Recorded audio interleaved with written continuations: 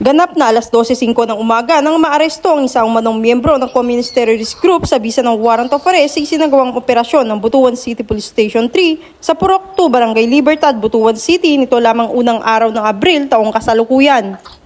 Kinilalang nadakip na si Rami Peroy Jr., 35 taong gulang at residente ng Purok 8, Barangay Mapaca, Compostela, Davao de Oro na isa umanong miyembro ng Guerrilla Front 20 Southern Mindanao Regional Committee and PCR listed. Batay sa report, inaresto si Rami para sa krimeng murder at attempted murder sa ilalim ng criminal case number 770 na parehong walang inirekomendang piyansa.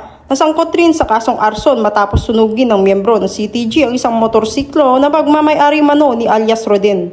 Nasa kustodiya na ngayon ng Regional Intelligence Unit 13 ang naaresto para sa tamang disposisyon. Patuloy at aktibo pa rin ang PNP Caraga sa isang mas agresibong paglaban sa kriminalidad at wakasan ng terorismo para sa bagong Pilipinas. Mula rito sa Police Regional Office 13, ako ang iyong PNN correspondent, Patrolwoman Karen E. Melilin, alagad ng batas, taga-taguyod ng Balitang Pulis.